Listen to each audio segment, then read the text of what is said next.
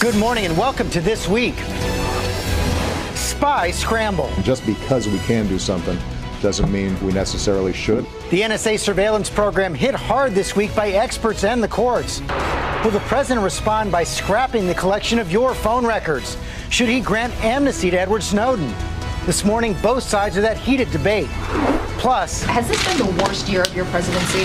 What do you think has been your biggest mistake? After a tough year, how can Obama shake his second-term slump? Will the least productive Congress ever do better in 2014? And gross sexual immorality.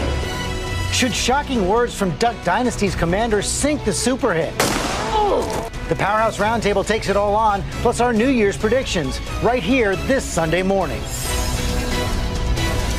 From ABC News, This Week with George Stephanopoulos starts now. Hello again. A whole lot to get to this Sunday morning before Christmas, and we begin with the latest on the biggest security breach in U.S. history. The surveillance program revealed by Edward Snowden under fire on two fronts this week, a federal judge signaling he'd strike it down, and the president's hand-picked panel of experts saying the government should stop scooping up phone records of American citizens.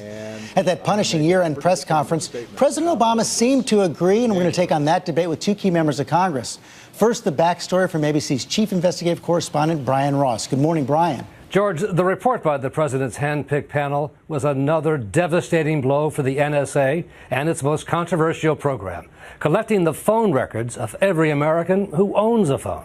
The NSA says its collection of billions of phone records from American citizens has helped to stop terror attacks, a claim often repeated by the president himself. As I've said, this program is an important tool in our effort to disrupt terrorist plots. But when the 5 members of the president's panel went to the White House to deliver its report this week, including former counterterror official and now ABC News consultant Richard Clark, the 300-page document was a strong repudiation of what the NSA and the president have said, calling for the program to be shut down. We think the so-called metadata telephony program has not been essential, has not contributed significantly to the prevention of terrorist attacks in the United States or abroad. The report said while it found no evidence of actual abuse by the NSA, there is a lurking danger of abuse in a program that does not even make the country safer. This is only going to work if the American people have confidence and trust.